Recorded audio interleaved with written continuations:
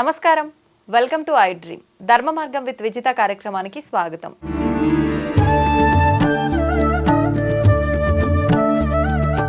ప్రస్తుతం మనతో పాటు ఉన్నారు వ్యాసోజుల గోపీకృష్ణ శర్మ గారు. ఇప్పుడు వారితో మాట్లాడేద్దాం. నమస్కారం అండి. నమస్తే అమ్మా. అయితే ధర్మం ధర్మం అంటుంటాం. అసలు నిజంగా ధర్మంగా ఉండడం అంటే ఏంటి? ప్రతి ఒక్కరికి కూడా అసలు ఏంటి ధర్మం అంటే, మన పెద్దవాళ్ళు చెప్తున్నారు, పాటిస్తున్నాము. ఆ పాటించేది కూడా మనకు నచ్చినట్టు పాటిస్తూ ఉంటాము, వాళ్ళు చెప్పింది చెప్పినట్టుగా అయితే పాటించము. అసలు నిజంగా ధర్మంగా ఉండటం అంటే ఏంటి? ఉండడం వల్ల నాకు లాభం ఏంటి? నిజంగా నా కష్టాలు ఏమైనా తీరిపోతాయా? నాకు పుణ్యం ఏమైనా వస్తుందా? మోక్షం అంటుంటారు, అలా మోక్షాన్ని ఏమైనా పొందుతానా? ఇలాంటి సందేహాలు చాలా మందిలో ఉంటాయి. అసలు ఏంటండి ధర్మంగా ఉండడం అంటే? తప్పకుండా ఈ ధర్మంగా ఉండడం అంటేనే మనిషి జీవన విధానం. విశేషంగా చెప్పాలంటే మతం వేరు, ధర్మం వేరు. మతం అంటేనేమో ఒక వర్గానికి మాత్రమే సంబంధించింది, అది ఏ వర్గమైనా అయి ఉండొచ్చు. కానీ ధర్మం అనేది ఏంటి అంటే అందరికీ సంబంధించిన విషయాన్ని ధర్మము అని అంటాం. మనిషి జీవన విధానమే ధర్మం. ఉదాహరణకి రామో విగ్రహవాన్ ధర్మ అని అంటాడు.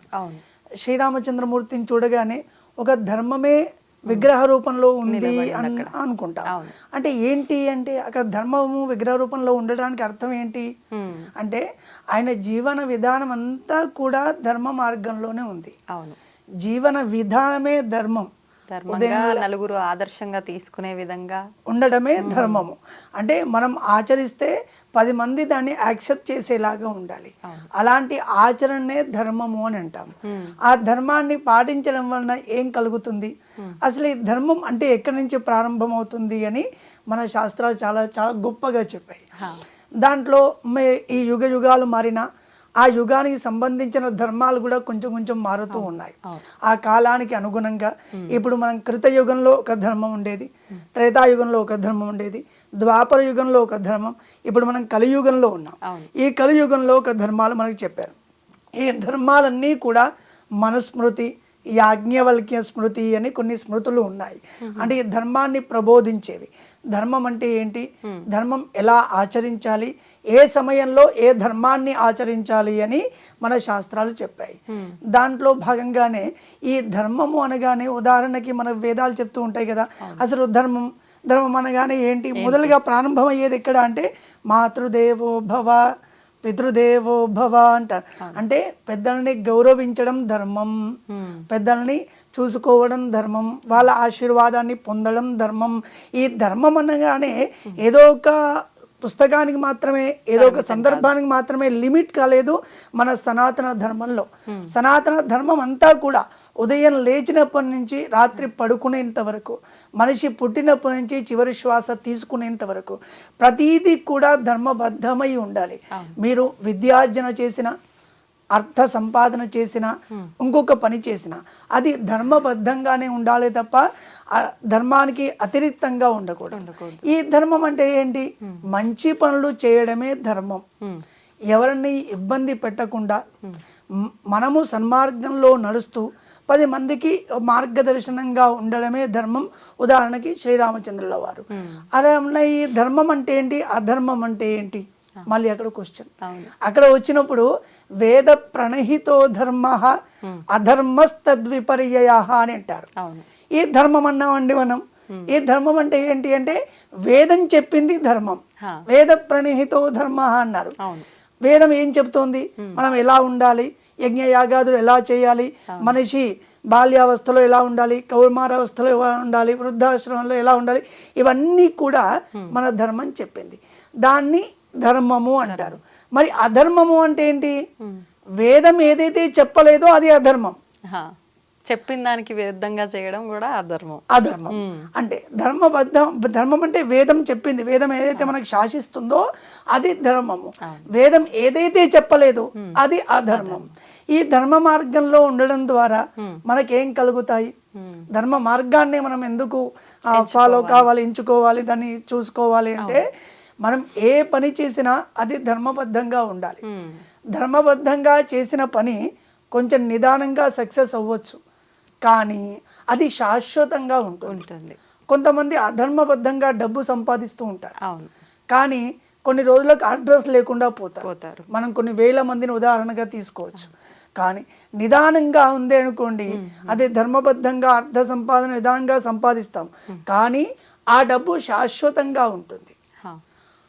ఈ శరీరానికి ఏదైనా అనారోగ్యం కలిగింది, అనారోగ్యం కలిగినప్పుడు డాక్టర్ దగ్గరికి వెళ్ళి నాకు గంటలో ఈ రోగం తక్కువ కావాలి అంటే ఆయన ఏం చేస్తాడు, మనకి శరీరానికి తట్టుకోలేని డోస్ని ఇచ్చేసి ఆ మోతాదుకి మించి మనకు ఇచ్చి అక్కడ ఉన్నటువంటి రోగాన్ని నయం చేస్తాడు. అంటే మన కోరికే అది, ఆయన కావాలని చేయడుగా, మన కోరికే అది. ఆ కోరికలో ఒకవేళ నీకు నిదానంగా కావాలి అనుకుంటే ఒక టాబ్లెట్ ఇచ్చి, దానికి తగ్గకపోతే కొన్ని రోజులకు ఇంజెక్షన్ చేసి, ఇంకొంచెం తగ్గకపోతే ఒక నెర్వ్ ఇంజెక్షన్ చేసి, అంటే ఒక స్టెప్ బై స్టెప్ ఇట్లా వెళ్తూ ఉంటారు. కానీ లేదు నాకు తొందరగా తగ్గిపోవాలి అంటే ఏం చేస్తాడు, ఏదో ఒక ఆయన చేసిన డోస్ దానికన్నా ఎక్కువ ఇచ్చేసి దాన్ని తగ్గిస్తాడు. కానీ దాని విపరీతం ఎట్లా ఉంటుంది, శరీరంలో ఏదో ఒక అంగానికి ఆ ప్రాబ్లం వచ్చేస్తుంది. ఆ మాట డాక్టర్ కూడా చెప్తారు, ఎందుకంటే డోస్ ఎక్కువ పడింది కాబట్టి ఒకటి ఏదో శరీరంలో ఇబ్బంది కలుగుతుంది, కనబడుతుంది అంటారు. అట్లానే ధర్మబద్ధంగా జీవనాన్ని కొనసాగిస్తే నిదానంగా అయినా ఫలితం దక్కుతుంది. అధర్మబద్ధంగా జీవనాన్ని కొనసాగిస్తే మనకి శరీరానికి మించిన డోస్ వేసుకుంటే పాటు ఎట్లాగా పోతుందో అట్లా అధర్మబద్ధమైన జీవనం ద్వారా కొన్ని రోజులకు పేరు లేకుండా పోతుంది, అది ఖచ్చితంగా. ఈ ధర్మాన్ని ఆచరించే సందర్భంలో మన శాస్త్రం ప్రతి ఒక్కటి చెప్పింది.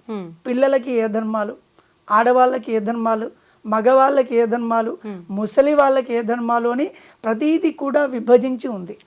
ఒకరి ధర్మం ఒకరికి పాటించడానికి లేదు. కొంతమంది చాలా అతి విజ్ఞానవంతులు మాట్లాడుతుంటారు, కొంత ఇంతవరకే వీళ్ళకి ధర్మమా, మాకెందుకు లేదు అంటే మమ్మల్ని చిన్న చూపు చూస్తున్నారా అనే మాటలు కూడా కొన్ని వినపడుతుంటాం. మన లోకంలో చూస్తుంటాం, పోలీస్ వాళ్ళే పోలీస్ డ్రెస్ ఎందుకు వేసుకోవాలి, ఒక అడ్వకేట్ వేసుకోవచ్చు కదా అంటే ఒప్పుకుంటారా, మన ఎవరు ఒప్పుకోరు కూడా. ఒక అడ్వకేట్ వేసుకోవాల్సింది ఇంకొక డాక్టర్ వేసుకుంటే అవుతుందా, అవ్వదు. అంటే ఒక్కొక్క డిపార్ట్మెంట్కి ఒక్కొక్క డ్రెస్ కోడ్ అని, వాళ్ళు ఉండే విధానం అని వాళ్ళకు ఒక మాట మన న్యాయ వ్యవస్థ చెప్పింది. దానిలో కూడా మన ధర్మంలో ప్రతి ఒక్కరికి కూడా ఒక్కొక్క ధర్మాన్ని విభజించారు. ఆ ధర్మాన్ని ఆచరిస్తే మనకేం కలుగుతుంది అంటే శ్రేయస్సు కలుగుతుంది. శ్రేయస్సు అనగా ఇహము పరము, ఈ జీవనం కొనసాగించిన రోజులు సుఖంగా ఉంటాం, సంతోషంగా ఉంటాం, మీకు కావాల్సినవన్నీ వస్తాయి. ఈ శరీరం ఎప్పుడూ ఒకసారి విడిచిపెట్టాలి కదా, ఆ విడిచిపెట్టిన తర్వాత పరలోకంలో ఈ ధర్మమే మీకు ఇన్వెస్ట్మెంట్ అవుతుంది. ఈ ఇక్కడ నుంచి శరీరం విడిచిపెట్టి వెళ్తాం కదా, వెళ్ళిన తర్వాత అక్కడ మనకు ఒక సహాయం కావాలి కదా, అది ఏంటి అంటే మనం ఇక్కడ చేసిన ధర్మమే అక్కడ ఇన్వెస్ట్మెంట్. ఆ ఇన్వెస్ట్మెంట్ ఏమవుతుంది, అక్కడ మనల్ని కాపాడుతుంది మనం చేసుకున్న ధర్మం. అందుగురించే ధర్మం చాలా పెద్ద విస్తారమైన విషయం. దాంట్లో ధర్మాన్ని ఆచరించాలి. అన్నిటికంటే మొదలు ఏంటి అంటే మన ఇంట్లో పెద్దలు చెప్పిన ధర్మాన్ని ఆచరించాలి. దశ పూర్వేశం అంటారు, 10 తరాల వెనకాల నుంచి మన ఇంట్లో ఏ ధర్మాన్ని అయితే ఆచరిస్తూ వచ్చారో అవశ్యం పితురాచారం అంటాం. ఆ ధర్మాన్ని ఖచ్చితంగా ఆచరిస్తే మనకు శ్రేయస్సు కలుగుతుంది. దాని ద్వారా మాత్రమే శ్రేయస్సు కలుగుతుంది తప్ప పరధర్మాన్ని ఆచరిస్తే శ్రేయస్సు కలగదు. ధర్మాన్ని ఆచరిస్తూ ఉన్నాం, ఆ ధర్మంలో ఏంటి స్వధర్మం అని అంటాం, పరధర్మం అంటాం, దశ పూర్వేషాం అంటాం. 10 తరాల నుంచి అంటే మన వెనకాల 10 జనరేషన్స్ ఏ ధర్మాన్ని అయితే ఆచరించారో ఆ ధర్మాన్ని ఆచరించడం వలన మనకు శ్రేయస్సు కలుగుతుంది. అలా చూస్తే మన భారతదేశం అంతా కూడా సనాతన ధర్మాన్ని మాత్రమే ఆచరించే వాళ్ళేమో అని ఒక క్వశ్చన్ కూడా మనం చూడొచ్చు. ఎందుకు కొన్ని సంవత్సరాలు, కొన్ని వందల సంవత్సరాల క్రితం భారతదేశం అంతా కూడా సనాతన ధర్మం ఉండేది. ఆ సనాతన ధర్మంలో వేరే వాళ్ళ ద్వారా కొంచెం దానికి లోభపడో, మోహపడో, లేకపోతే భయపడో ఏదో ఒక దాని ద్వారా వేరే ధర్మాన్ని ఆచరించారు. కానీ స్వధర్మాన్ని ఆచరించడం వలన శ్రేయస్సు కలుగుతుంది. మన ఇంట్లో తల్లిని మనం పూజిస్తే మనం సంతోషంగా ఉంటాం, మన అమ్మ సంతోషంగా ఉంటుంది. కానీ పక్కింటి ఆంటీకి వెళ్ళి ఆమెకు పూజ చేయాల్సిన అవసరం ఉందా అంటే లేదు. మనం మొదలుగా మన తల్లిని మాతృదేవోభవ పితృదేవోభవ అని మన తల్లిదండ్రులను చక్కగా చూసుకోవాలి. మన తల్లిదండ్రులను చక్కగా చూసుకోకుండా నేను 10 వృద్ధాశ్రమాలు నడుపుతానండి అంటే ఉపయోగం ఉందా?